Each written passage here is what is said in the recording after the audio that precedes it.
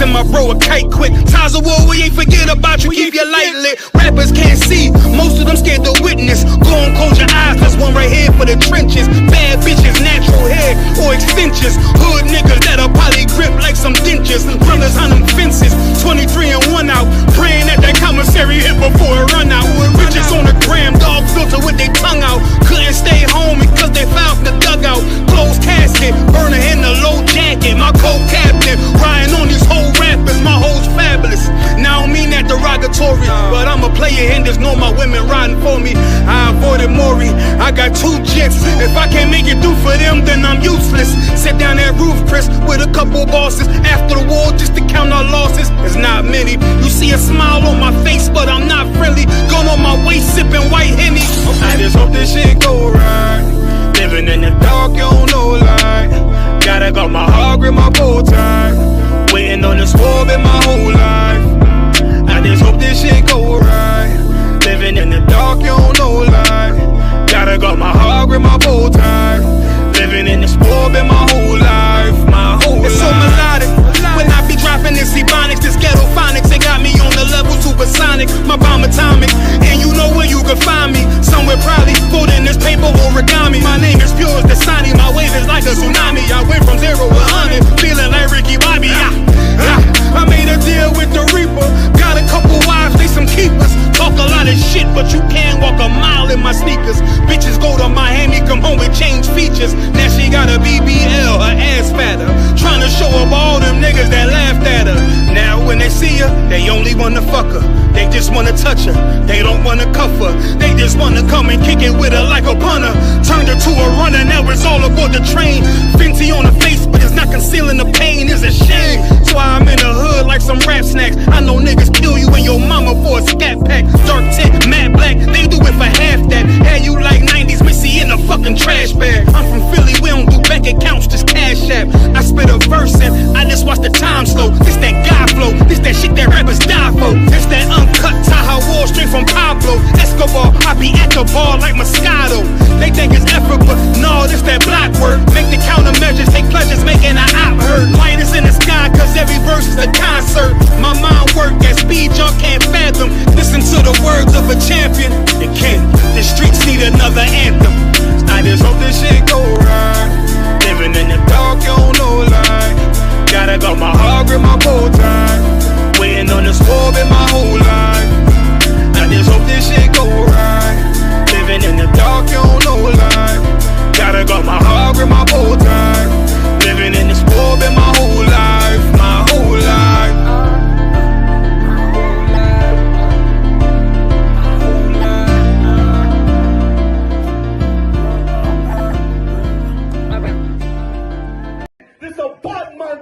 I promise you, this shit lit, cuz this shit lit, alright? Run that joint.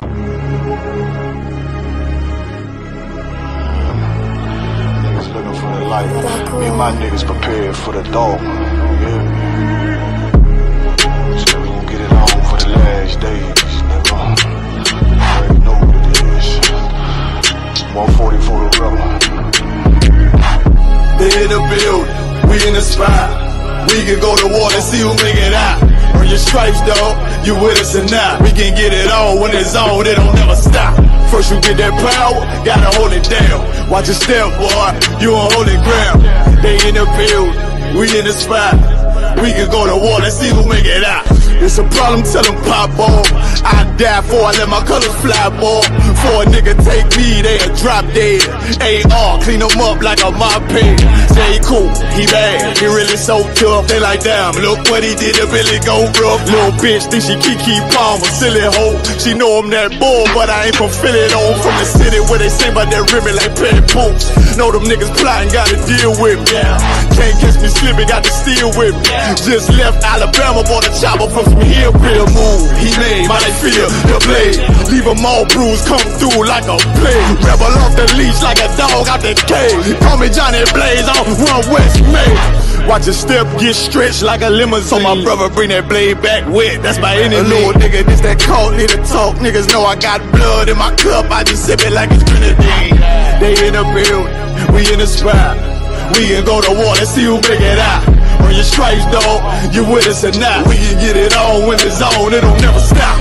First you get that power, gotta hold it down. Watch your step, boy. You on holy ground. They in the build, we in the spot. We can go to war, let's see who make it out. Tell them niggas good night, here come the bitch. Look, told them niggas get right or get left. UPK, bad man, I pin to your flesh. Hellboy, rip the soul out of dead man shit. Got the rate, the power, I been the showstopper. Yeah, they might hate, but I know they gon' watch. Zone on lock, and you know the flow prop. Iced out, got the drip out of David Jones lock. Know I got the plan, they say that you the man. No shit, Sherlock, I'm the one you heard about. Burn down the building, let them all watch. Throw that one west up, then I swerve. Sick with this shit, I do not need a detox. He don't watch a step, blow him out them Reeboks. We taking over, I'm sending the word out. Can't see me, little nigga, I put you in a bird box. Look, it's one West practical, gladiator, maximal. Creep on them slow, but that Glock fire rapido. All I want is more power, more straps to blow. Ain't got excuse for no car, he gon' have to go. They in the building, we in the spot. We can go to war and see who make it out. Earn your stripes, dog. You with us or not? We can get it on when it's on. It don't never stop.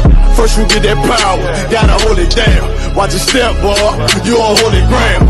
They in the building, we in the spot. We can go to war and see who make it out.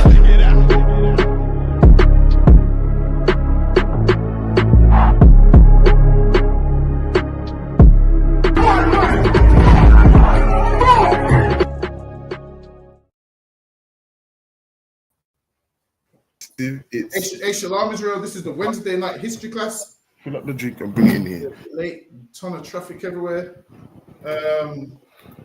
Hey, Shalom. Hey, Shalom, Shabbat. Hold on, Juju just said,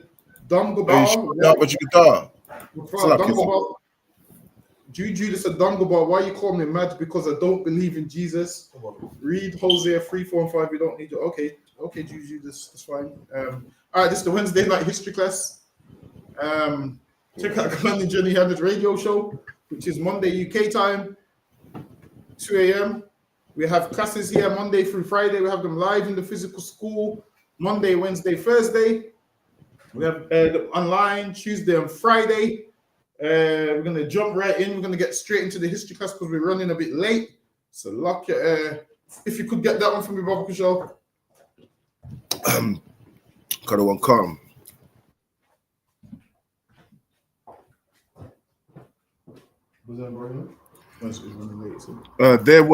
There were very so like so what book is this other one? This the same book we was reading last week or new thing? Also, this is a book called the Coral Gardens. Okay, calm. Right. What did you do a pre thing about it? Did you this is the first time we're doing it today. Oh, okay. All right then. Okay, can't. All right then. There were very frequent police patrols in the hills of Coral Gardens and the Rose Hall areas during the early 1960s. This UK, yeah? Other one? This is Jamaica. Oh, right. The police patrolled these areas from the police post, which was located in the area. Sometime in March of 1962, a subpoena was issued. Subpoena was issued by the clerk of the court in St. James for Rudolph Franklin for the offense of trespassing on the Kerr Garrett Road. Back then, after slavery in Jamaica, there was an issue with land. There wasn't enough land. So what would happen is the Rastafarians used to go on people's land and grow crops. And then, because the police hated the Rastafarians, they would drive the tractor through their crops. And they would do this partly because the land belonged to somebody else and because they hated the Rastafarians. So they would victimize them and they would love driving over their crops. So they would plant their yams, their bananas, and they would just drive a tractor through them. So obviously you're going to get upset if you've been growing your crops. So they would try and salvage their crops and they would come with the tractor and run it all down. That's lucky, go ahead. Kanawal Khan, the sub-officer in charge at the police post in Carroll Garden, went to serve the subpoena on Franklin. During serving of this summon, or during the serving of this summon, or subpoena. What's that say? What is that word? Other one? Subpoena. Basically, it's like Subpoena. when someone serves you a notice. Oh, right, subpoena. So Right. they served him a notice. Fine. Frank, are you there, Benjamin? All right. Franklin attacked the police. I'll do this one. Sorry. Franklin attacked the police officer with a machete, and the police shot him. So now they messed up this man's crops. So now this Rasta man called Franklin, he attacked the police officer with a machete. Go ahead. Because that's like taking his food, innit? That's like mashing up his food supply, innit? For his family. For the most part, the lands that they was on was acres that belonged to the slave owner. So this is after slavery. So after slavery, Jamaicans were just sent on their way, and a ton of them didn't get land. So if you don't have land, you can't eat because you can't grow food. So these Rastas didn't have land, so they was trying to grow food, and the police loved it when they would try to grow food. Why? Because they hated them so much. So they used any excuse to mess around with them. They used any excuse to ruin their crops and so forth. And I blame the oppressor, man. He's the devil. Imagine this. He was the slave master there, so he had all the land. Let me even go one further. There was a slave master that became a Christian, and he gave all of his land, well, most of his land, so they could build houses for the poor. He gave it to the government so the government could build houses to the poor. You know what the government did with that land? Built a resort for you to go and pay money to go there now.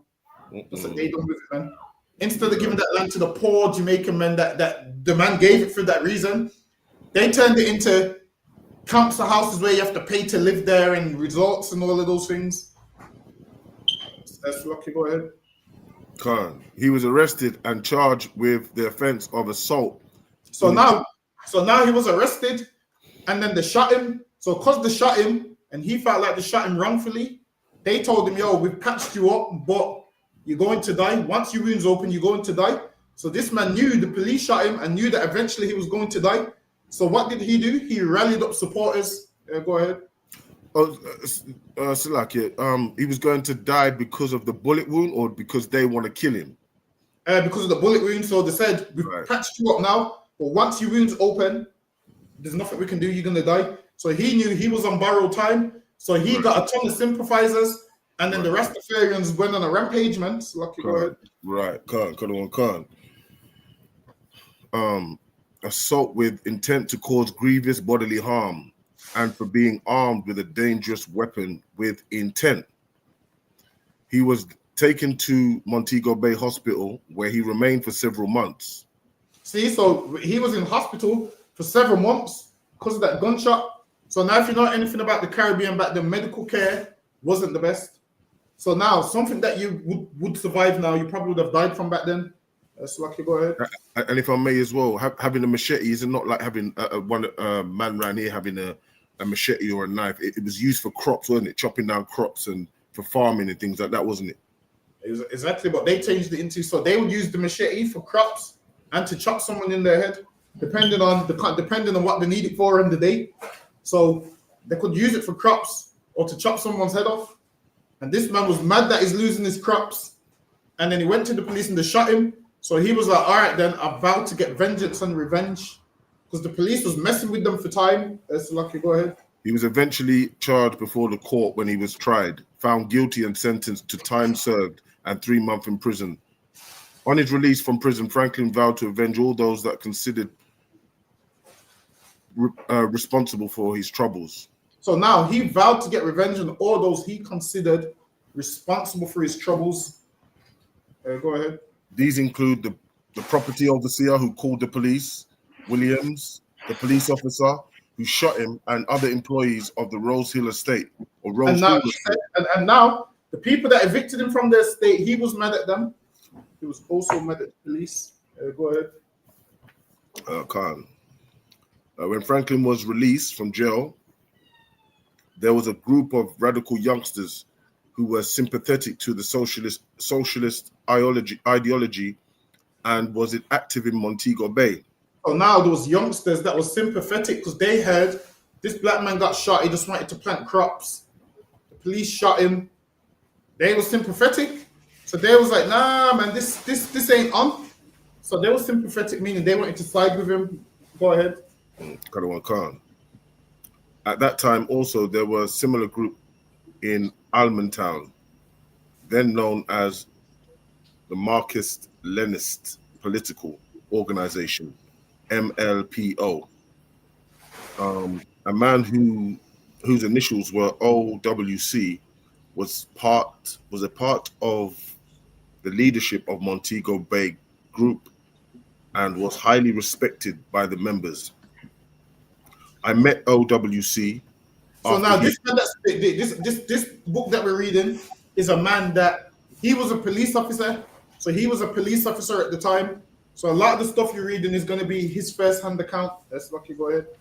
Khan. That's lucky. I'm reading from a book called The Coral Gardens. I'm lucky. Go ahead. Okay. After he experienced divine intervention and became a Christian, we had much dialogue. He told me that he had gone to Moscow as a representative of the Marxist-Leninist group from the Caribbean, along with other individuals from Jamaica. His trip to Moscow was as part of his exposure and recognition. He told me the names of some of the individuals who were in the group with him. I subsequently submitted a report. So now this is a police officer. So now they infiltrated the group and found out what they was planning, and what they was trying to do. Let me get the next slide. So lucky, get me this one, Banyamin. Canada one concert. Franklin and his friends decided that they would create great difficulties and chaos for the policeman who shot him, as well as the employers of the Rose Hall estates. So now the Rose Hall estates, they're the ones that kicked him off the land, and he's like, all right then, we're going to war with them, because I'm going to die soon, and I'm not letting them get away with it. Imagine you know you're going to die because someone shot you, and you live. You're going to try and raise hell before you go. That's what he's trying to do. So lucky, go ahead. The Rastafarians' mission, among other things, was to create terror in the Rose Hall area of Montego Bay as revenge for the troubles which Franklin experienced, and to direct attention to the plight of the landless. So now they're fighting for what? The landless. If you know about Jamaica, tons of people didn't have land. Tons of them didn't have land. So if you don't have land, it means you can't grow crops. So how do you survive? You can't. So they was growing crops on certain land, and they would bring the tractors to mow down the crops. Go ahead. And other social problems, which were being experienced by the unprivileged in the Montego Bay. And these Rastas was fighting for the lower social classes that was being oppressed in the Caribbean. Go ahead. In Montego Bay during those days, most members of the group were employees of the Public Works machine shop located on Hart Street in Montego Bay. This group met on a weekly basis on Thursdays after work in the evenings.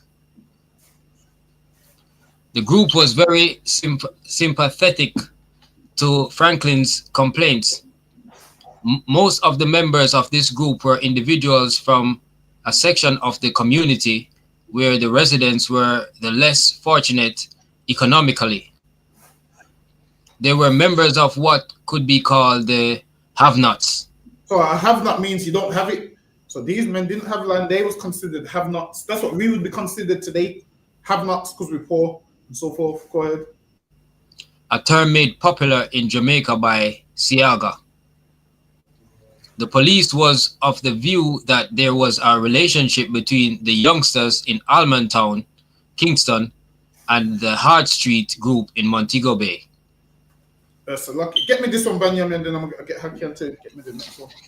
Canada one, sir.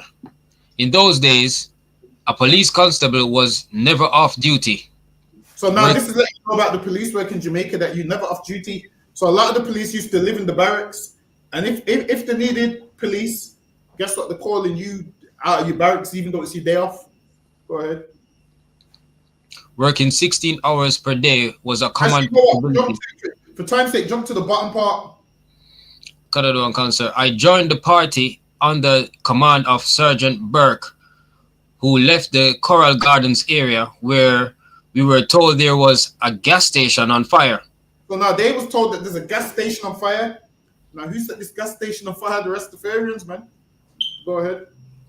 Coral Gardens at that time was a developing residential community, as well as part of the Kerjarret Estates in St. James. At Ironshore, a district adjacent to Coral Gardens, I saw a gas station on fire.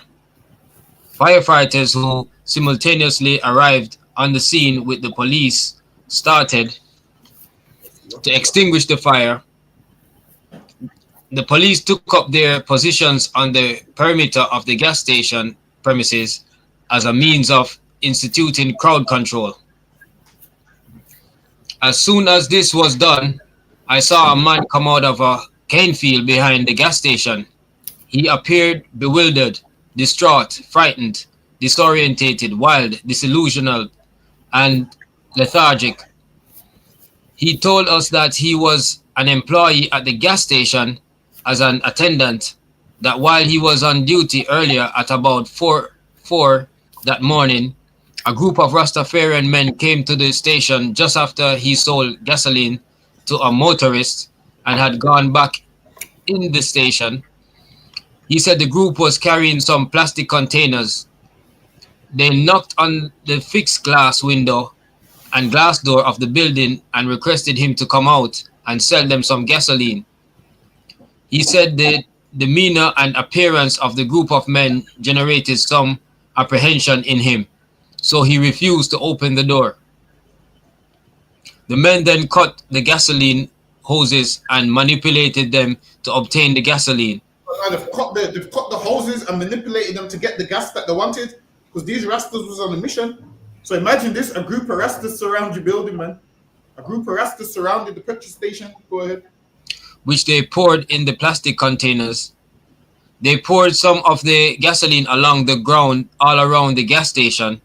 Having done this, they lit. Imagine they poured the petrol around the gas station. So if you watch the movies where they put petrol around things, then everything turns into a fireball. So they poured petrol around the gas station. Go ahead. Having done this, they lit a Molotov cocktail torch and threw it at the window of the building. The bottle broke on impact, causing a huge fireball. A Molotov cocktail is a glass bottle or similar container filled with gasoline and sand. A piece of fabric or paper rolled into a wick, which is used to cork the container. And that's what they done. So now they try to burn down the petrol station. That's lucky. Go ahead, okay. A piece of this material would be left outside of the container or bottle.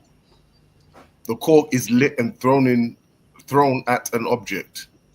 On impact, the container bottle breaks, causing a huge explosion and fire, as every grain of sand is likely to help in the spread of fire. So basically what they poured the sand in there, and the sands are light as well. So that's lighting up everywhere. That's a new one. So that's old. Petrol and fabric. So they light the fabric, which gives it time to get to the bottom, then they throw it, and then it explodes. Boy, they must have forgot who they were really dealing with.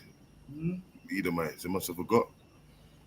On impact, the container bottle breaks, causing a huge explosion and fire, and every grain of sand likely to help in the spread of the fire. The effect of this is similar to the characteristics of an atomic bomb, which may cause spontaneous combustion. It has characteristics similar to the dirty bomb used by terrorists. In the atomic bomb, each atom ignites after detonation and can cause uncontrolled fire. So now to talk about uncontrolled fire, go ahead. The gas station attendant said he hastily opened a door to the back of the station, ran into a nearby cane field behind the gas station, and hid himself. So now he hid himself because he's mad rastas. So you would hide. Imagine it's 4 a.m. and you see mad rastas. Imagine getting rushed by a group of rastas. I can't picture it. Angry rastas, boy. Imagine getting rushed by a group of rastas. This man's seen it and he weren't taking no chances. Go ahead. Yeah. While we were talking to this man, my party and I received a report which caused some of us to go to the adjacent Edgewater in motel. So like, there on the motel premises near to the dining room, I saw the body of a man of Caucasian descent lying on the floor.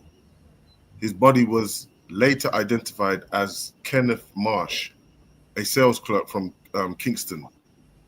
I still remember looking down at the body dressed in a white shirt and black necktie lying on the ground with what appeared to be a large lacerated wound all over. They chopped him up, right? Yeah. This scene is indelibly recorded in my mind as if it were yesterday. So now they caught this Edomite and chopped up this Edomite, man. They chopped him to death. Terrible. So them masters was fuming. They said, yo, we're getting someone. So now they chopped up this Edomite to death. So lucky, go ahead. You know, because these Edomites must have forgotten the other one, that the Benjamites were the ones that rebelled against them. They were the rebellious slaves, you know, and every 5 years there was a revolt, if I'm right with that. And they always used to get up and deal with the slave master. So at one point they got to realize you're going to push these people one too far and they're going to switch. Yeah, exactly. You're going to keep bothering these people. And they shoot one of them and the others are going to say, yo, we don't care if we live or die, we're fighting back now. Right. So now this is what they're seeing. So now they burnt down the petrol station. They chopped up this Edomite to death. Chopped him up. They said they chopped him up. His lacerations all over his body. And if you know anything about a Benjamite, listen, man, look at knife crime in the UK. The same Benjamites back then. Benjamites now, man. That's right. I'm saying, the same Benjamites back then that is known for agriculture and chopping down sugarcane and chopping bushes. Listen, man, them don't let them put that chopper to you, man. Trust me. I'm telling you, imagine how great these brothers are with that knife work. Imagine if they was doing agriculture with it, man. How great they would be. If they were still chopping down sugarcane and whatever else we need, how great they would be. The thing is this, obviously now, every great skill set that we have as black people, we don't use that skill set for what we should use it for. We use it on each other. Whereas a man being skilled with a machete is a good thing. Listen, man, there's a Benjamite I know that will cut your whole garden with only a machete. He don't use no lawnmower. Listen, man, one time a Benjamite came to cut my grass. I was like, yo, so where's the lawnmower? Where's the lawnmower? I was like, where's the tools? And he just had a machete. And he goes, yo, don't worry, man, machete. And he cut down the whole garden, man. Let me tell you another story. There was another Benjamite was telling me, a man went to the airport. A Jamaican man went to an airport with his machete, and he tried to come in the country. And they asked him, why you got the machete? And this was when President Bush was the prime minister. And he goes, because I've come to chop bush. It's like, I've come to chop bush. But when a Benjamin, what he meant is I've come to chop down bushes because I'm a gardener. Yeah. He said, I've come to chop bush. And they thought he meant President Bush and sent him right back. Oh, right. So, yeah, he was like, yo, I've come to chop bush. You hear me? And they're thinking he's talking about the president. He's talking about I come to chop the bushes. But because it's a Benjamite, they don't understand what he meant. Listen, that nigga went right back to Jamaica. So lucky. Listen, him right back. But the one also, these men had a reason that these people were trying to mess with their food, their livelihood. That's why this Edomite got chopped up like that. But I mean, still shouldn't do that. What they should have done is, you see what it is?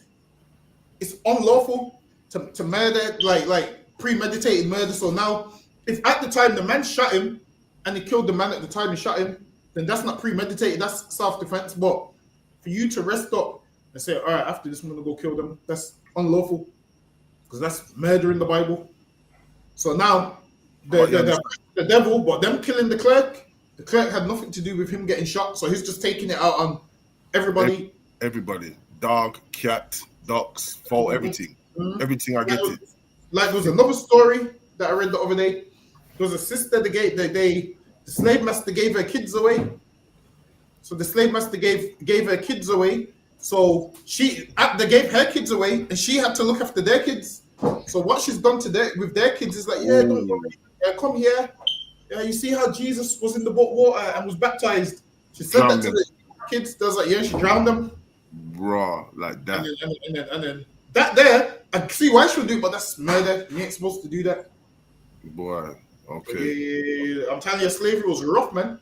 Yeah, I would have. I think I would have done the same. To be honest, I'm not following no law with that. I don't want to like it. They took my children, give it away like that. I don't really want. Wouldn't really want to. I don't care about. You know what I mean? That from there. You have to follow the laws. You know why? Because the person that you're drowning has nothing to do with your kids being given away. So the Bible says what? The Lord says, "Vengeance is mine." So if you take vengeance yourself, you're disobeying the Lord. Sometimes you have to sit down and cry. And sometimes vengeance takes a while, but you will get it if you're patient. What will happen is if you take vengeance into you, understand this, everything that these devils do, the Lord is making a lot of everything that they're doing. Everything that they're doing is logged. And that's what the Bible says, here is the faith and the patience of the saints. Meaning we have to be patient, and then it's going to be so sweet when that vengeance comes, man. That might be one. Listen, I got my quote. That day when the vengeance comes, I got my Edomite quotes ready for them devils. I'm going to say, ain't no fun when the rabbits got the gun. That's my quote for them devils, I'm telling you. I'm going to look at them and say, ain't no fun when the rabbits got the gun. That means, that's basically saying, well, the tables have turned now. Yeah. That's what I'm saying. I'm going to say, when you had the gun, it was fun. Now the rabbits got the gun. Yeah. Now that old saying comes from when people used to hunt rabbits. The hunted being hunted. The hunter being, or the hunted being the hunter, yeah. Exactly. So that's my saying. Ain't no fun when the rabbits got the gun. I'm going to look at them devils and say, look, man, it was fun when you was in charge. Now we in charge, it's not fun no more. It's not nice, is it? I'm going to say it's not nice, is it? I'm going to say it's not nice. You in the hot sun and me sitting down with my ribbon. She's got cotton bud between her toes and all of those things. While you're outside, while your woman's got rough feet because she's outside walking on the stones. I'm going to say it ain't nice, is it? But it's lucky, go ahead. Marsh, we later learned, was apparently going towards his car when he met the group of Rastafarians who attacked and chopped him to death, then left his lifeless body. Sorry, Slacky, next piece, otherwise. Lying on the floor of the motel in a pool of blood. Listen, man, they murdered that devil, man. I'm with them, man. Shit. They murdered him, man. I'm telling you, they chopped him to death, left his lifeless body. Understand, this is a time when them that didn't really have guns like that. So their weapon of choice was a machete. But us, lucky, go ahead. The body was reminiscent of a rat, which was killed by a farmer who used his machete to chop it and let it lie on the ground to drown in its own blood. That's real Victimised style, that is, you know. They said they left him like a dead rat, man. They said he looked like a dead rat. They said he was just on the floor, his lifeless body. They sent this devil and said, yo, we're killing something, man. And that's what they proceeded to do. Blood after run. It's lucky, go ahead. I just saying blood after run. You're Benjamites, you Benjamites, man. They're a serious set of people, man. Listen, the Benjamin played Hero games, man. They messed up, boy. They messed up. We were informed that a security guard at the motel was also attacked. Why? And seriously wounded. They're not letting nothing get away. Look, he escaped by running away and hiding himself behind a tree. And this man ran for his life, man. Imagine seeing angry Rastas coming at you. He ran and hid behind the tree. The dreads flying everywhere. You don't see nothing but their eyes and the shiny blade. You better run for your life, boy. And our information received is that as he was being pursued. So now this is the policeman receiving these reports. Go ahead. Or chased by the group of Rastamen, he shouted and alerted the management and staff as well as the guests at the motel, and they telephoned the police. Information received also that the same group of men who set the gas station on fire and killed the sales clerk attacked and tried to kill the security guard. Well, I wouldn't like to be security then at that time there, boy. How about you, Dumgaba? Boy, listen, I'm telling them Rastas, look, man, this is just my slavery. Yeah, it's my work. I'm saying I'm your brother, man. This is my slavery. Additional information, one disclosed that some members of this group of Rastamen were armed with machetes, spears, bow and arrows, axes, and a few cat o' nine, or So these men had what again? again. What are the cat o' nines again? The whips. A cat o' nine's a whip. A cat o' nine's a whip. So it's got like 9 pieces that they whip you with. So the slave master had cat o' nines that will whip you with.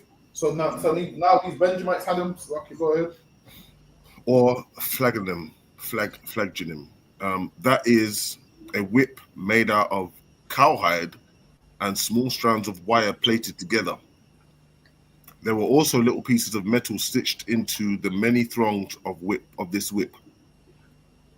So there was metal passed in it, right? In the whip. So the metal in that whip. Imagine getting hit with a whip that has metal in there, man. That's no joke. Yes, lucky. Go ahead. Okay. This type of whip are used in the day of slavery to beat the slaves during the so-called corporal punishment process, and sometimes used to drive oxen. This was also a type of whip used to scourge convicted criminals during their crucifixion.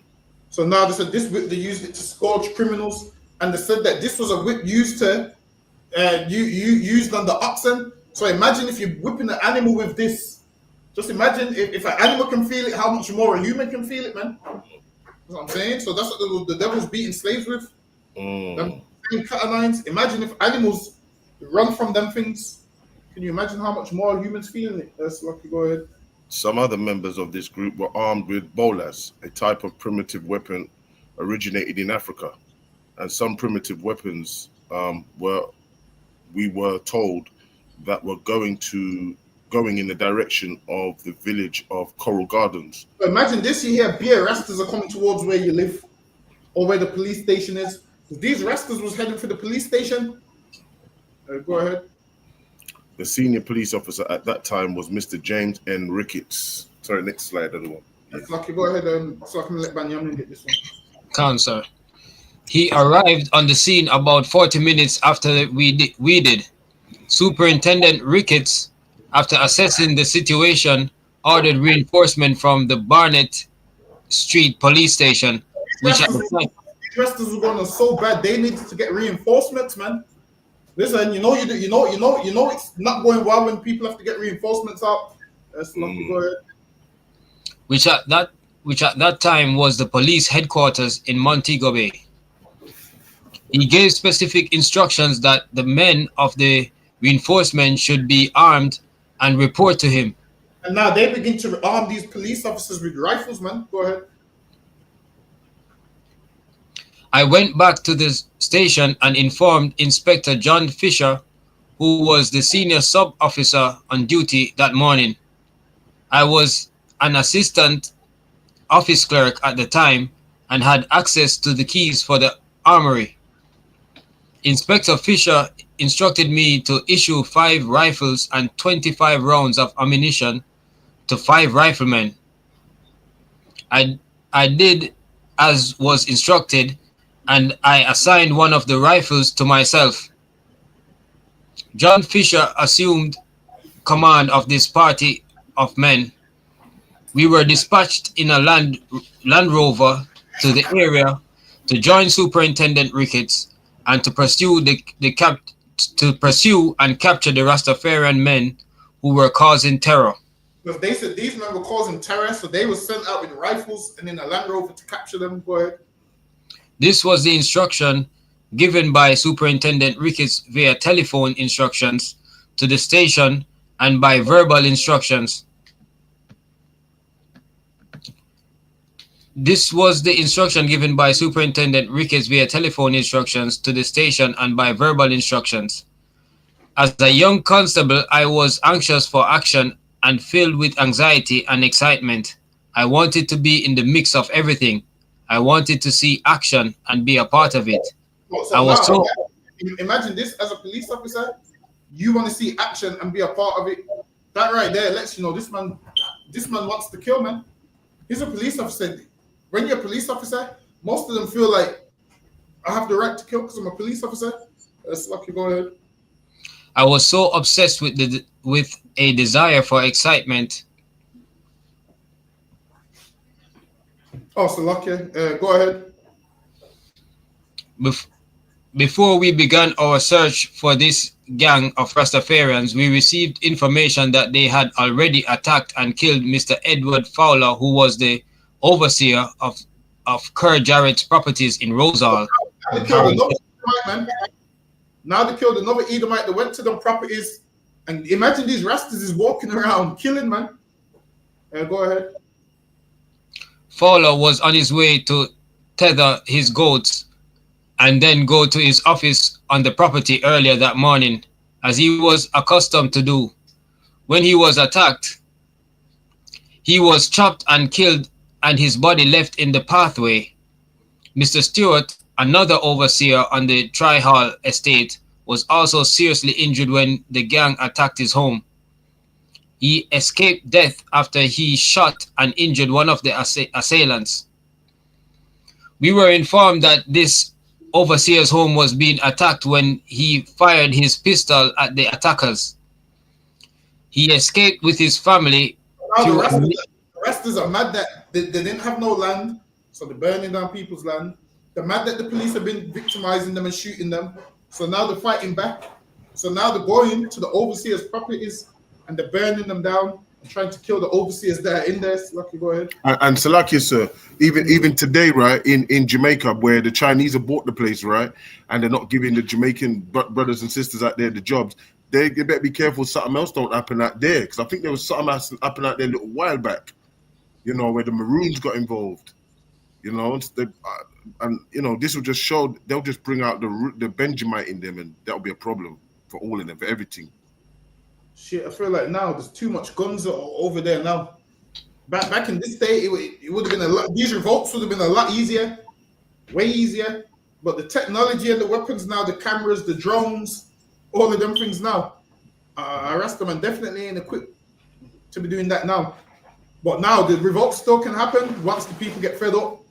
So that's why, who is it that sings that song's "Poor People Fed Up"? Is it Bounty Killer? Poor people fed up, yeah.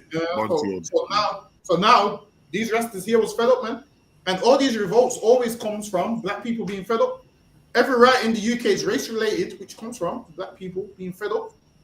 We find that every riot in the UK prior to these recent ones have always been race-related with us being abused and the one day to fight back. Mm-hmm. You'll see all of them, the Notting Hill ones, the ones in Nottingham, the ones in Birmingham, all of them have been race-related.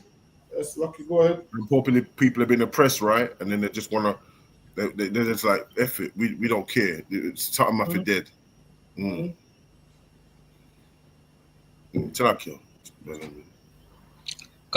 Sir. He escaped with his family through a rear door to hide himself in a nearby sugarcane field. The information received, the group of Rastafarians men chopped out the door of Mr. Stewart's house. They're chopping the door open. They're chopping the door. They're not wrapping up, you know, everything is getting laced. Everything. I mean, I rate them still, Salakia. I rate them still. Went inside and searched for him. When they did not see him, they set his house on fire. So, man, that was like, if it's hiding in here, we're burning it down. Burn it down. They set his house on fire. And this is what happens when people get fed up. That's lucky, go ahead. The most disturbing news, however, we received as we were stood there that morning was that the group of Rasta men was heading in the direction of the police post, where the corporal in charge resided with his family, consisting of his wife and 2 underage girls. And them Rastas would have killed both of them. Hills and were within minutes of the police post. It was a common practice in those days that policemen could be housed on private properties or in villages adjacent to the sugarcane estates, formerly sugar plantations. This was usually done where large groups of estate workers live. This was a practice of the Caribbean since the days of the British colonialism, and plantation slavery. Coral Gardens and Ironshore were villages adjacent to the Rose Hall estate. This practice was common in parishes which had large sugarcane plantations, such as St. James, Trelawney, St. Mary, St. Elizabeth, St. Thomas, and A West lot Mary. of people would live. A lot of people would live on these places. A lot of the rich folks would live there. Like the police constable would live on the land. I didn't finish, you know. I didn't finish. Ask Lucky, Yeah. go ahead. Many civilian volunteers on foot joined the police party as we Wow. headed. Civilians started to join the police party. Now civilians started to go to war with the Rastas now. Because the civilians is like, nah, this is too much. So civilians started to get involved and started to be vigilantes. So the civilians started to go to war with the Rastas. I still didn't finish. So like, Oh, yeah, finish. Ask Lucky, go ahead. many civilians volunteered on foot, joined to the police party as we headed for the Coral Gardens Hills on Rose Hall. Yeah, done. So now they're going towards Coral Gardens, and civilians have joined them as well now. Lucky, go ahead.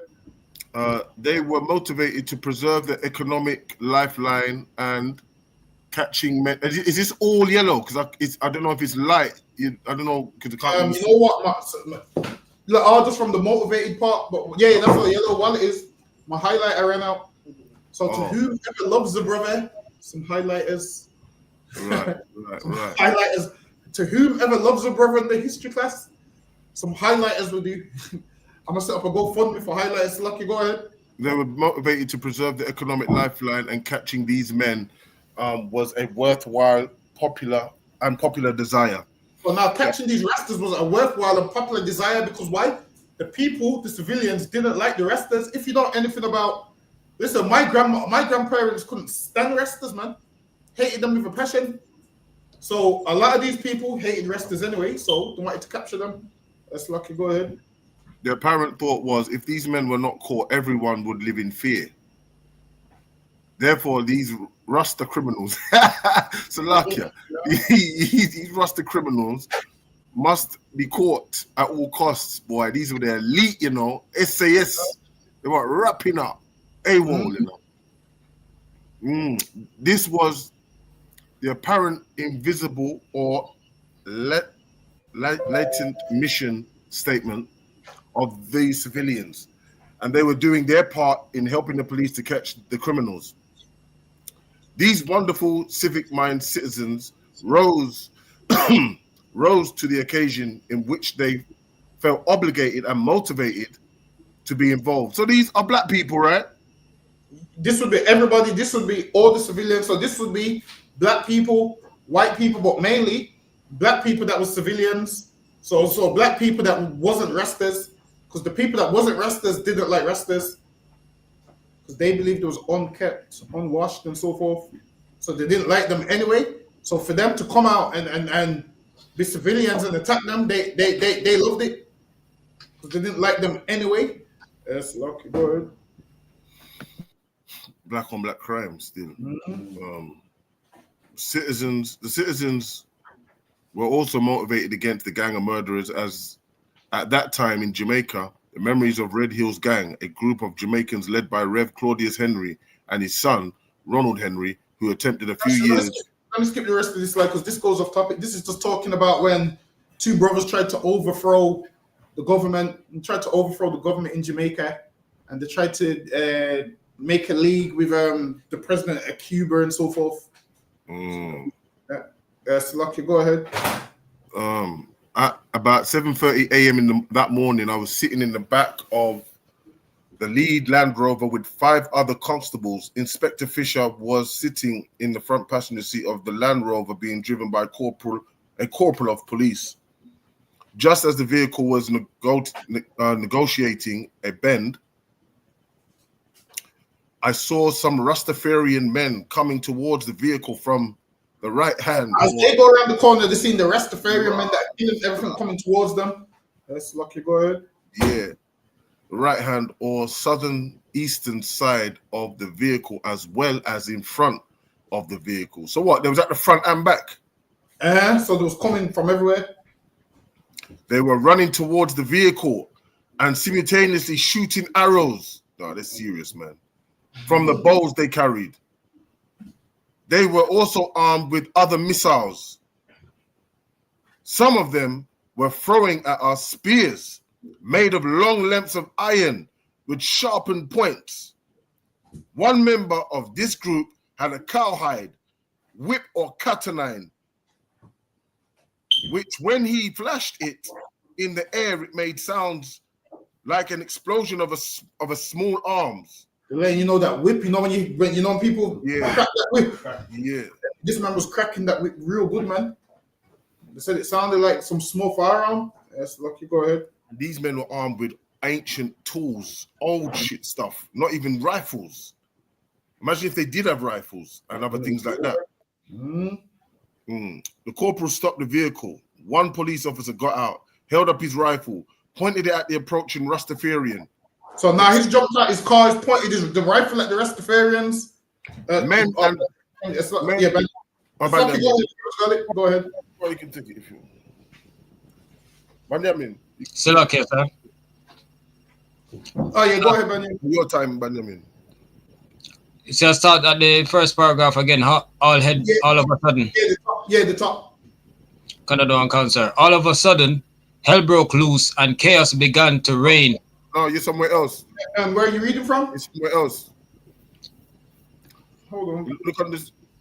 Look on the screen. Where you read? What can you see on your screen? It should say men and pull the trigger. Oh, Salakia, sir. I started at the paragraph below. Men and pulled the trigger. When he pulled the trigger and pull the trigger, go ahead. When he pulled the trigger and the rifle did not fire, the Rasta men apparently discovered that the guns were either not loaded or were defective. Oh, you police have messed up now, man. Now the rest is you got no bullets in the guns. Listen, man. You're done. You arresters, you police messed up now. Damn, you tried to pull the trigger at the arresters and they realized there's no bullets in your guns. Lucky boy. All of a sudden, hell broke loose and chaos began to reign. The Rasta men began to run at lightning speed towards our vehicles. Lightning speed, man. He said, exactly. That's what I'm saying. They said the men began to run at lightning speed. Listen, I'm trying to tell you, man. Benjamites ain't really something you want to play with. Trust me. That me, I tell you. Now imagine if we were serving God. Imagine if we were serving God and not smoking weed, what we could do, man. Imagine what we could do if we were serving God, man.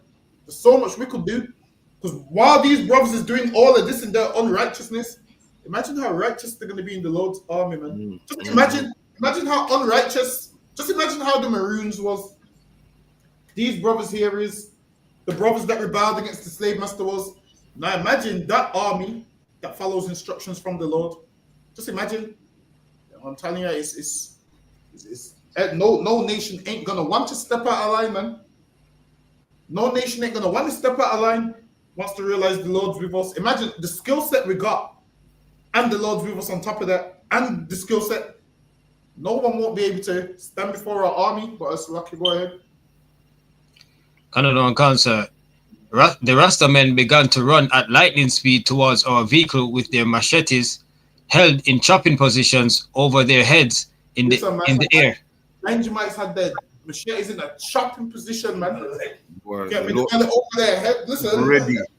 I'm telling you. Hey, I don't know if anyone can yield a sword like a Benjamite, man. I don't know. I'm telling you. I'm not too sure. I don't think so. The way them brothers is skilled. Even when you read the Bible, you will see in the Bible that Benjamin was warriors, man. Warriors. Read it. Benjamin was warriors, man. Yeah. Benjamin was warriors. Listen, the Lord had to step in, man. That's right. Said, the Lord stepped in and said, "Yo, man, I'm gonna have to do something about these Benjamites, man. I'm gonna lift them into your hand." Had to. The Benjamites were throwing rocks, stones. That's right. Different level of warriors, man. Different set of people, man. Different set. Sir. Along with some of my co-workers, I tried to get out of the Land Rover, but before all of us could exit the vehicle, the Rastafarian men surrounded our vehicle with their machetes in hand and began chopping at every police officer in their sight and reach. Listen, man, them brothers were trying to chop up the police officers. Jesus Christ. And listen, the early white man was smart because he made the deal with the Maroons, so these things didn't happen to him. He made the deal. If these police were smart, would have made the deal and said, you know what? We're going to give you land. We're not going to kill you. We're going to let you be so this don't happen. Go ahead. One Rastaman attacked Inspector John Fisher and chopped him in his head. Wow. Listen, man, don't play with them Benjamites, man. Little more. Listen, man, Benjamites got a thing for seeing that marrow, man. Trust me. Benjamites got a thing for making your marrow fly, man. Angry boy. Angry. Lucky, go ahead. As he was falling to the ground, he took about 3 rounds of ammunition. Salakia the one, if I may, sir. So don't you think that, you said this is after slavery, right? Mm-hmm. Don't you think these brothers here are still vexed from slavery? And that's why they're going a bit wild. Definitely, because they're oppressed. So because they're oppressed, and they're just trying to grow crops, and these ain't letting them, and then he got shot, and his sympathizers weren't happy about it. Now they begin to behave like this. Mm-hmm. Whereas it's not right, man. By no means is it right. I don't blame them. Oppression makes a wise man mad. That's right. Oppression is going to make you mad, and the oppressor don't realize that you're winding people up. It's like one of those wind up clocks. Then one day it's like a jack in the box. You wind up, one day it just pops out the box. These black men, you're winding and winding and winding them up. Yeah. And like one if day, you keep. One day it's like a balloon, man. You keep blowing up a balloon, it's gonna pop one day. And these black men, you've been annoying them, winding them up, oppressing them, taking their land, harming them, killing them, shooting them. And one day they're gonna say, you know what, we've had enough now. We're dying anyway. Let's just die fighting. Die fighting. Yeah. They're gonna say, you know what, we're gonna die anyway. So why don't we fight and at least die fighting? We ain't like the oppressor, man. Our spirit ain't like the oppressors. We warriors by default, man. Mm-hmm. Listen, black men, like usually black men will go out a certain way, man. Like, we ain't like the oppressor and all of them. A black man, it's normal for a black man to be strong, but nowadays they try to suppress our spirit, so we're no longer strong. But it's lucky. Go ahead. Canada and Cotton, sir. As he was falling to the ground, you're saying after his head being chopped, as he was falling to the ground? Cotton, sir. Cut forward. As he was falling to the ground, he took about 3 rounds of ammunition from his pocket of his tunic and threw them in the air. A corporal of police who was close by him caught one of the rounds and quickly loaded his rifle, pointed and fired at the Rastaman who was in the act of killing Inspector Fisher, who at that time had fallen to the ground. I got out through the rear door of the Land Rover and was standing towards the right-hand side of the rear of this vehicle. I was looking towards the front of the vehicle and a little to my right-hand side, where Fisher was on the ground. Just then, I saw a Rastaman chopped a civilian in his head, and the civilian man fell. Listen, man, these Rastas ain't playing no games. They're not wrapping up, boy. Chop the civilian in his head, man. Your tribe ain't messing about, boy. I'm telling you. This is enough. This is enough reason for me to not get involved in business that don't involve me, man. That's right. I'm not get involved in business that don't involve me. Don't cross them.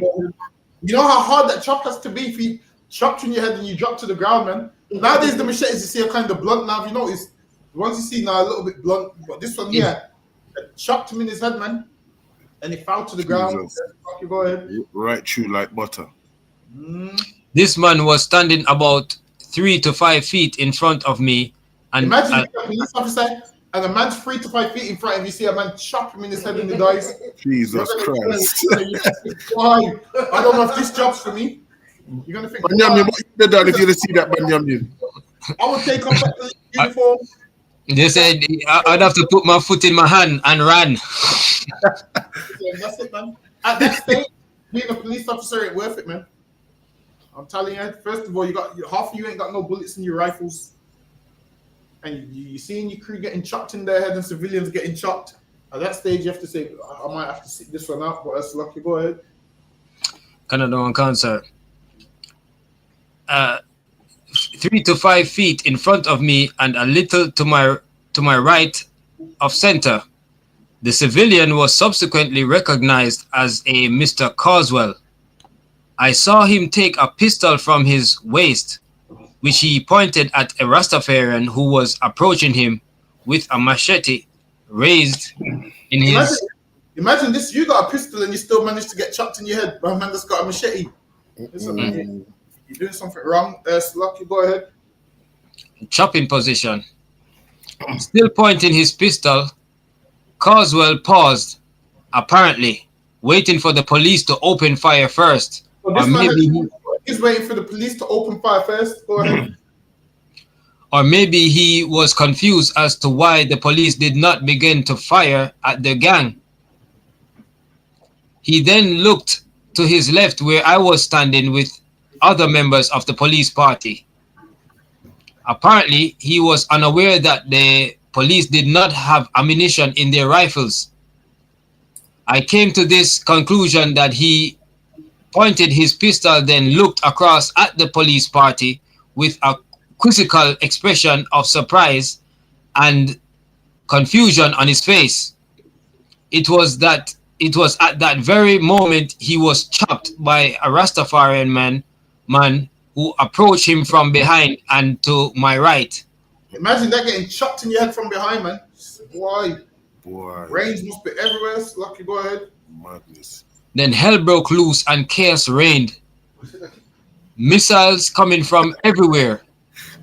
Arrows, spears, sticks, and the sounds from the cow whips made such confusion that it seemed as if there were congestion and explosions all around. When I saw this, I was shocked, spellbound, frozen, and could not move.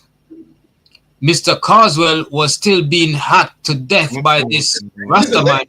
They ain't chopping you once. They're chopping you. They're making sure you're dead. Man. They're hacking you to death. They're chopping you in your head, and they keep chopping you until you're dead. That's lucky. Go ahead. Wow. When I regained my composure and ran away from the scene and from the horror. Hey, what a coward, man! This police officer ran away from the rest of them, man. He ran for his life. Meanwhile, you like started it by shooting the first rest. That's right. That's right. That's what I'm saying, Officer Dumbledore. And now they're fighting back. And now you're running for your life. Maybe stop bothering people, man. That's right. Bothering people. That's what I'm saying. Not everyone's going to tolerate it. There's some men that ain't going to tolerate it, man. There's some men that's going to be like, no. We ain't letting this slide no more. Them Rastas had it up to here with them devils, man. They had enough. But us lucky, go ahead. Councillor. As I turned around to run, I noticed that a constable who followed me out of the vehicle and who was standing behind me was about to fall, having been chopped by a Rastaman who apparently passed behind me and between this constable and myself. Some of my co-workers thought that the man who chopped this constable might have been the leader of the group. They chopped the constable, go ahead. That thought that the man who chopped this constable might have been the leader of the group, Randolph Franklin. So Randolph Franklin was the leader of the group. This was the man that they shot first. He knew he was going to die. He was on borrowed time. So he's like, nah. I'm going all out before I go. That's a gangster right there. Nigga said, I'm taking something with me, man. He goes, yo. He's basically saying, yo, you ain't taking me out alone, man. Go ahead. Franklin knew this constable, as he was Franklin's guard when he was in police custody and a patient in the Montego Bay Hospital a few months before. This was his guard, meaning he used to stand by his bed. When you're in prison but you're in hospital, you have a guard that has to stay there. So this was his guard.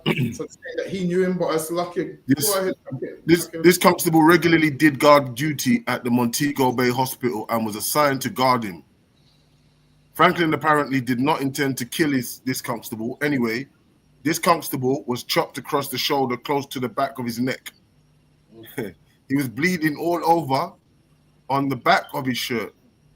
I thought of offering some assistance to him, but realizing the danger to myself, I quickly abandoned the idea.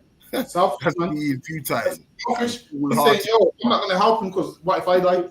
Listen, when they join that force, they're meant to have this brotherhood where you either all make it out or you die together or you die trying, man. This man ran and thought about himself. So okay, go ahead. Yeah. I abandoned the idea as being futile and foolhardy. I ran away carrying my empty rifle. I ran with my rifle, but in case it should come necessary, the empty rifle, according to my training, could be a savior in hand-to-hand combat fighting. Should such eventually become a reality. Detective Corporal Melbourne. As I started to run from the scene, I saw Detective Melbourne, the idol of the citizens of Montego Bay, go out of his police patrol car and was advancing towards the front, where the vehicle in which I had traveled stopped and where Fisher was on the ground. Melbourne had his service revolver drawn. As he ran towards Fisher, something which turned out to be a spear struck him in the head and he fell, you know. Damn. Listen, boy, so as he's drawing at the gun now, the spear was quicker than him taking out the gun. That's what that's saying, isn't it? Yeah. Shot. Listen, them wrestlers was throwing spears and whatnot. And how do you know them Benjamites could throw things? Why? I'm gonna tell you why. Because in the Bible, them wrestlers could throw stones and not miss, man. That's right. The Bible lets you know, like they're skilled in warfare and throwing stones, all of those things. So them throwing spears here is just what they would have been doing in ancient times. So like if it weren't for the Lord, right? Benjamin would have wiped out the 12 tribes. If it weren't for the Lord. Yeah, the Lord just put a stop. Like, yo, I'm gonna deliver them into your hand. Some next set of people were. It's lucky. Immediately, Melbourne fell. I saw the Rastafarian, a hungry scavenger with legions of demons from hell. Listen, man, that's gangster shit. Yo, they said it looked like the legions of demons from hell. That's what I'm saying, bro. I'm trying to tell you, devils, man. The way you're stressing black men out, you're gonna think we have a legion of demons from hell, man. Why do you have a legion of demons from hell? Why? Because you're oppressing him. That's right. And all these things into him, so that now he's at a stage where now he's let loose, man. He's bringing hell with him now, man. Now this man's making sure everyone is taking everyone to hell with him now. What you gotta do, it's like you're the one. What you gotta do is listen to Benjamite music, and you know what type of people they are. Yeah. You know what type of people they're in. What they, just listen to the music. You know. Listen, man, Benjamin plays 0 games, man. Why? It's a shame that we use what we have to kill each other. Imagine that. Imagine if we all stuck together. That's true, you know. You know what I'm saying? If we all stuck together, it'd be crazy, man. Of course we don't. Of course, these other nations can, abuse us and make us not see the bigger picture. So, because we don't see the bigger picture, we fight each other and attack each other and try to kill each other and all of those kind of things. So, Lucky, go ahead. Yeah, Legion of demons from hell swooped down upon him and began to chop him in the head and upper torso.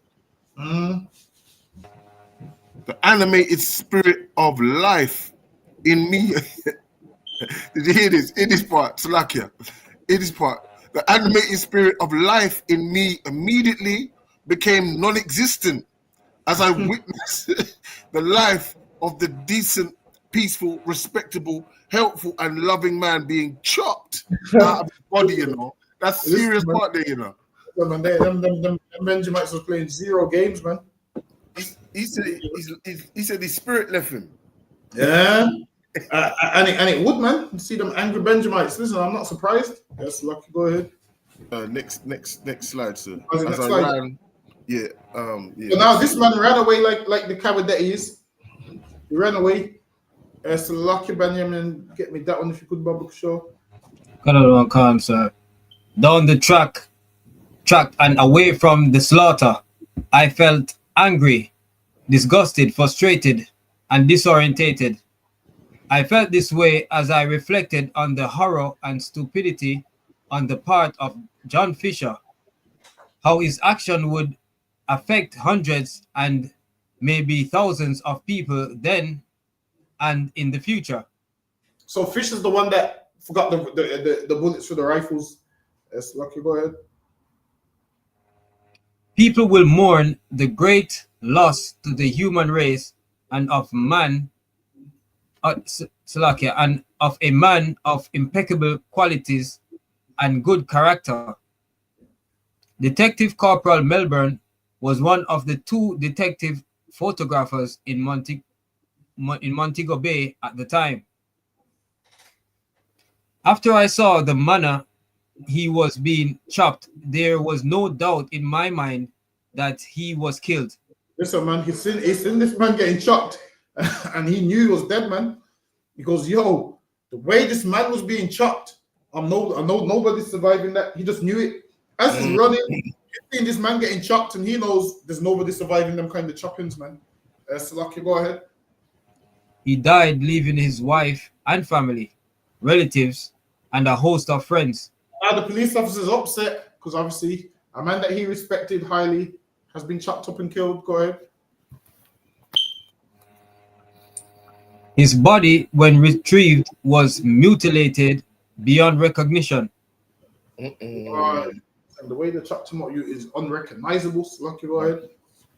We could not even take photographs of the body, as any photographs taken could have been traumatic to those who see the photographs. Go ahead. That's it, that's sir. So it says the photographs of his mingled body. So now they chopped him all the way up, man. So bad that you couldn't recognize him, and they didn't even take photographs because the chops was that bad. Which lets you know these Rastas was on a mission playing 0 games, man. So Lucky, let me get this one, Banya, man. Then I'll let Hakim get this one. So Lucky, you know they say the murder rate in Jamaica, sir. I've got the murder rate in Jamaica. It's approximately 24 per 100 people, you know. Shit, that's high, man. That's like a quarter. But in 2024, right, it was 40. Damn, that's just under half. Yeah. Listen, 40 per 100. And in 2023, 49. In 2023, 49 per 100, you know. And that right there is what poverty will do. Poverty will make you do things that you wouldn't do if you weren't in poverty. Like the person don't understand the way we treat each other is based. I mean, we rob each other. Why? Because of poverty. Because if we was rich, you wouldn't need to rob anyone if you're rich because you're rich. We rob each other because we're poor. It's Lucky, go ahead. Constable E.W. Campbell, my squad mate from training school, was another of those who was seriously injured that morning. He came out of the Land Rover ahead of me. He ran from the Land Rover and tried to go between the strands of the barbed wire fence in the act of escaping. He's just trying to run, and he doesn't know he's running into some barbed wire fence. Go ahead. He put part of his body between the strands of wires and was in the act of pulling the other position of his body, including his head, between the wires when his shirt was caught between the strands. So now he got stuck in the barbed As wire he fence. tried to clear himself from the wire, he was chopped in the head with a machete by a Rastaman. The wound caused his brains to protrude. Ooh. He survived, but would remain a vegetable for the rest of his life. Listen, man, they chopped him in his head and his brains came out. Due to the dramatic... This man tried to run and jump the fence, got stuck in the fence and got chopped in his head. And his brains came out. Now he's a vegetable for the rest of his life. Go ahead. Jesus. Due to the dramatic occurrences that morning, it is obvious that I did not personally witness in detail all the actions. Yeah, I was obliged to... You ran away? You didn't witness it because you ran away, man. This man ran away, and now he lived to write a book about it. Go ahead. I was obliged to flee after I saw Melbourne and Causeway killed. All we're reading about is this man running away. That's what we're reading. All we're reading about is this man seeing people getting chopped up and him running away. Lost his backside, didn't it? Lost the heart to fight. After I saw Melbourne and Causeway killed and Campbell and Constable Manhurst injured. I was not certain at that time of the fate of Inspector John Fisher. I did hear his voice calling for someone to come and take the ammunition, but at that time I was separated from where he was. Salakia, sir. Yeah, let me get the That's it. Go ahead, Hakim. Let me get this. That my escape. This man Khaled ran for his life, and he believes his escape was because his mom prayed for him. Such a coward excuse, man. Slucky, go ahead. That my escape unscratched that morning was by means of divine intervention and from prayers from my mother, as well as other people who love me. You ran away, man, because you ran away. I left your colleagues today. That's what it is. He's saying divine prayer from my mother. Go ahead. That's why you ran. I had become a Christian, that's why, a few months before, and was a member of the assemblies of God's Church on Barnett Street in Montego Bay in the parish of St. James. Police vehicles and a firefight ensued. One of the bullets fired by the Rastafarians hit Mr. Scott in the chest and almost point-blank range, killing him instantly. Listen, them Rastas weren't playing no games, man. Those killing men instantly. That's lucky. Go ahead. Wow. When the fight was over, another 2 Rastafarian men were shot. And sorry, are these the first 2 that's got killed now? These first 2 here, saying another. Yeah. Like, oh, this is some other ones. So they killed some prior. Oh, right, Rastafari. Okay. One of the Rastas started the whole thing. The one that shot the first place. Randolph Franklin. Randolph Franklin. Right. Is he right himself? Yeah. Rastafarian men. Go ahead. Another 2 Rastafarian men were shot and killed. One of these was the leader of the gang, Rudolph Franklin. Now they killed Rudolph. Go ahead. The revolver which Inspector Fisher had was found in Franklin's hand, and it was subsequently determined by forensic examination to be the weapon used to shoot and kill Superintendent Scott. It was also established by circumstantial evidence that Franklin had taken up the body of the man who had chopped Fisher, and who one of the police... So now, imagine this. The police killed one of the Rastamen, and the Rastamen had the decency to pick their dead brothers' bodies up, man. But meanwhile, the police was running away. They still picked their dead brothers' bodies up, and guess where they placed them? In the police vehicles, man. So lucky, go ahead. Soldiers, man. Franklin had taken up the body of the man who had chopped Fisher, and who one of the policemen in my party shot on the first encounter. Franklin apparently took out the seat from one of the cars, placed the body of his comrade on it, and sat in a little clump of bushes a short distance away. The other members of Actually, hold on. Let me skip this slide for time's sake. So, Lucky, go ahead. Let me get this. The Jamaican Defence Force, for the first time since Jamaica's independence of 1962, was called out to assist the work alongside the police in maintaining of law and order in Jamaica. So now they're calling up more people. Go ahead. This military body prior to Jamaica's independence was known as the Jamaica Regiment. They were called into action to assist in law and order in a few times during the previous 3 years to assist police during Henry's attempt to overthrow Jamaican government in the late 1950s. Daily Gleaner, April 1958. That must be the newspaper, right? That it was in. The police and military personnel tried to maintain law and order in this in the principal commercial areas, as well as searching for escaped cultists. While this was being done by the law enforcement personnel, the citizen-informed vigilante groups. So now they set up vigilante groups. Go ahead. The citizens formed vigilante groups and began to root and flush out every one of the remaining members of this terrorist group. So now they started to target Rastas, even ones that wasn't involved. They started to target all of them. Go ahead. They apparently thought the police was not vigilant enough. So it was like, yo, the police ain't doing their job. All the civilians, everyone teamed up against the Rastafarians. Go ahead. Enough, so they formed citizen vigilante groups. These citizen vigilante groups apprehended anyone who wore a beard and or locked their hair. So now Consequently, started to lock up everybody that had dreadlocks, everyone, even the Rastas that weren't involved, they started to lock them up. no, it didn't say lock. It didn't say lock. Other one. It said these citizen vigilante groups apprehended anyone who wore a beard and or locks in their hair. But they apprehended them, beat them up, and took them to the police station. Oh, right, So, okay, so there was getting them locked up. So there was attacking them and locking them up. right, So okay. anyone that had beards or dreads, they considered them a Rasta and started to attack them and have them arrested. So Lucky, go ahead. Consequently, even professionals who were so lucky. Benjamin, can you get this one? No, all right. Can you get this one? Canada one can't, sir. What? Appreciate it. Professionals who were accustomed to wear their beards as a status symbol and did not embrace the Rastafarian beliefs and culture had to cut their locks.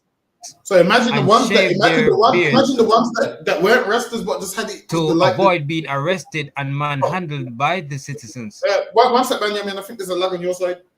So now the ones that just had dreads because they like the look. It matters not if the bearded man was black, white, brown, or yellow. But Benjamin. After removing, okay. Yeah, I'll do it. Benjamin, I think there's a lag on your side.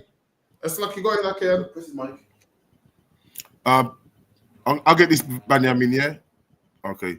Professionals who were accustomed to wear their beard as a status symbol and did not embrace the Rastafarian beliefs and culture had to cut their locks and shave their beards to avoid being arrested and manhandled by the citizens.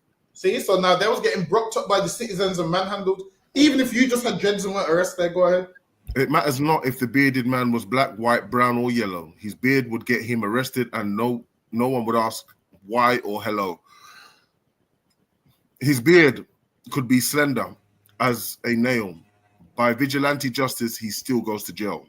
See? So by the vigilantes now, this is why it's very important. This is why vigilantes sometimes should mind their business, because they're doing a thing called jungle justice, and they're attacking men that ain't even involved in what was happening. Go ahead.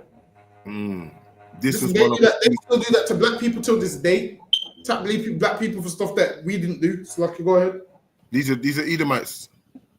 These would have been everybody. These would have been black Christians. The whole lot would have been everyone on the island that was not Rasta.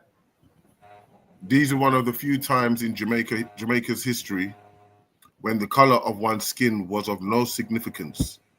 Light-skinned bearded men were even more suspicious because of Claudius and Ronald Henry attempt to overthrow the Jamaican government many months before. Both of Henry's were Caucasian in complexion. People of such complexion in Jamaica were referred to as light-skinned. So that they're calling light-skinned people Caucasian in complexion.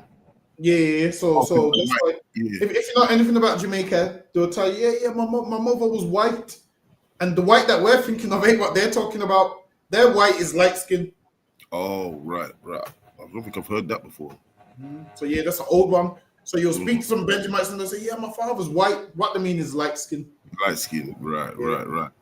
The jails all over the St. James, Caucasian in complexion. People of such complexion in Jamaica were referred to as light-skinned. The jails all over St. James and even some adjacent parishes were filled with prisoners, mostly bearded men.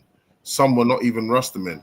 See, so they just started looking up any man with a beard, any man with dreads. Go ahead. In the process, 4 Rastafarians from the gang of terrorists were captured, arrested, and charged with various breaches of the law, including the murder of Detective Melbourne. For many days, it was chaos in Montego Bay. The then president of Jamaica, Sir Alexander Bustamante. So his name was Alexander Bustamante, the first prime minister of Jamaica. He changed his name to a more Spanish or Portuguese name, I believe. Because I think he went to go live in Spain or Portugal for a bit. So Lucky, go ahead. Who was the first prime minister after Jamaica's independence, along with the then parliamentary opposition leader, Mr. Norman Manley QC, visited the Montego Bay police station. They offered their condolences. Sir Alexander congratulated the police and the citizens of the splendid work they did in doing in is that the right one? Yes, Lucky, go ahead. Let me get this one. Oh, Benjamin, can you get this one? Oh, sir, I've got this one. All right. On 12th April, Good Friday, Prime Minister Alexander Bustamante gave an order to bring in all Rastas, dead or alive. So this is what the Prime Minister said. He said bring in all Rastas, dead or alive. So if you was arrested that weren't even involved in it, and they saw you, they was bringing you in dead or alive, man. Go ahead. Police and military forces entered working class neighborhoods and Rastafari encampments to detain Rastafarians and forcibly cut the dreadlocks. Imagine this, because they hate the Rastas, they forcibly cut their dreadlocks. So what they used to do is bust Rastas' heads open, so they had to cut their dreads. So they'll go there, they'll bust their head open, so they have to cut their dreads, or they'll forcibly shave their dreadlocks. Go ahead. Forcibly cut the dreadlocks of those who were detained. Many Rastafarians were tortured and killed. See, and many of them was tortured and killed. Go ahead. And the exact tally is unknown. One estimate suggests that as many as 150 individuals were detained over the following day. So now they started to lock these Rastas up. Imagine, listen, I don't agree with dreads, but come on, you can't forcibly cut a man's hair. They would bust your head, so you have to cut your dreads, man. So they would bust you. If you know anything about having certain things in your head, then yeah, sometimes you have to cut your hair because your head's bust and they need to stitch it. So they would bust your head open and forcibly cut your dreads. You would have went in that prison at a dread and came out not a dreadman. Forcibly cut your dreads. And the Prime Minister said what? Bring every Rasta in, dead or alive. So what's he done right there? He's put a bounty on your head, man. That's what he's done. That's right, son. He said bring every Rasta in, dead or alive. He put a bounty on your head. So this right here is read this. This is him. This is Alexander Bustamante. Sir William Alexander Clark Bustamante on GBEPC born William. So now this is him. This is Sir Alexander Bustamante. So now he said, bring all them Rastas in, dead or alive, man. He's a white man, though. Exactly. So let me tell you one more thing about Sir Alexander Bustamante. You see, when everybody says to us, "Oh, the Irishman in slavery," Sir Alexander Bustamante was originally, he was Irishman. Oh. And this Irishman that came to Jamaica from lowly parents ended up being what? The first Prime Minister of Jamaica, man. Okay. He became the first Prime Minister of Jamaica. And instead of him saying, "No, we've been oppressed with black people," what did he say? He said, bring the Rastas in, dead or alive. And you tell me that we should love the Irish because the Irish went in slavery. The Irish was indentured servants, and they became the prime ministers of Jamaica, man. Prime Minister of Jamaica. So when you tell me we should love the Irish and what the Irish went through, I'm gonna say to you, F the Irishman. That's right. That's what I'm gonna say to you. That's right. Alexander Monte said, "Bring the Rastas in, dead or alive." He said, "Bring them in, dead or alive, man." This white man. Go ahead. No, I didn't finish that, you know. No, don't worry. There's nothing else. That was just okay. Rounding up. Canada and Council. Yeah, go ahead. Go on, Benjamin. It's okay for me. I think Bustamante they have him as a national hero in Jamaica, alongside Marcus Garvey and a couple of yes, they have him as a national hero, but then they don't like to speak about the part when he said bring the Rastas in, dead or alive. They tried to deny it. They tried to say, "No, that's not true. He didn't say that." He said bring them Rastas in, dead or alive. And you know how you know he said it? Because later on in life, what did they do? They apologized to the Rastas, man. They apologized to them years later for what they done to them. Yes, Lucky, go ahead. Rounding up the Rastafarians, he addressed the police officers in this peculiar voice. He quoted the words of Winston Churchill when he said, "Hold on, this slide. Basically, this slide's just letting you know that beat some Rastaman up so bad they knocked out all his teeth. knocked out all his teeth. Let me see if I want this one. Yeah, go ahead. Time when I was not at school, I would be alone in the shop. At that time, if a Rasta man comes in the shop, this was him talking about his younger life when he used to work in the shop. Go ahead. At that time, if a Rasta man comes in the shop, I would feel scared and wanted either to lock up the shop. And now the profiling again. The Rasta man would come to the shop, they'd feel scared. The profiling again. So lucky, go ahead. Or at other times, I would pay no attention to him. I had nothing good to say about Rasta men, except a high degree of resentment. So this man said he had nothing else about Rasta men. He said he resented them. Go ahead. I joined the Jamaica Constabulary in my teenage years. During my training as a police officer, I developed a view in which I saw the Rasta man only as an example of a criminal who must be arrested and put in jail. While he became a police officer, he saw the Rasta men as criminals. So what do you think he was doing? Abusing them and locking them up. Go ahead. In our target practice on the shooting range, the target was an image of the appearance and shape of a Rasta man with long beard. Hold on, Benjamin. Stop right there. So now, while they're in the gun range and they're shooting targets, what was on the target? The image of a Rasta man. That was on the police's targets, man, in the 60s. When the police was training to shoot people in the range, on the target was the image of a Rasta man because they hated them that much. Go ahead. The shape of a Rasta man with long beard and knotty dread. I need not say the negative thoughts I developed of the Rasta in those days. After joining the Jamaica Constabulary, I was transferred to Montego Bay, and I became a Christian shortly after. Now he's letting you know his life. He's letting you know his life. How he became a Christian after shortly. But he goes, when he joined the police, he hated the Rastas, and on the target practice was an image of a man with a beard and a Rasta, which means what? And he said he believed the Rastas was criminals. So he, in his mind, thought there was criminals. So when they would go out, their job was to what? Kill Rastas. This man even went further to say that he used to be a security guard in the church, and any Rasta man that stepped foot on the premises, he would manhandle them because he didn't like them because there was Rastas. He said because he was strong and athletic, he would manhandle them because they was Rastas. And that's how much they hated the Rastas. They would manhandle them for no reason. But Salaki, listen, with that, we got a rose. Salaki, we might finish it next week. We might drop it. Clap it up all the time.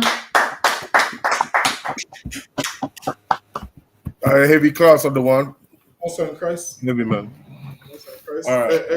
Salaki, how can you can call it? Is there any announcements on the one? Yep, the feast day, September 21st, this Sunday. Come on down to the feast day this Sunday. 394 Lodge Road, B18, 5PW.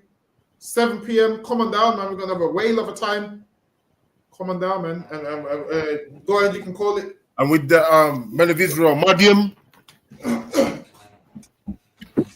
Madiam Shabbat, Madiam Barak, Yahweh Bashima Shabbat, Yahweh Bashima Shabbat Kafam, Yajimata, class dismissed.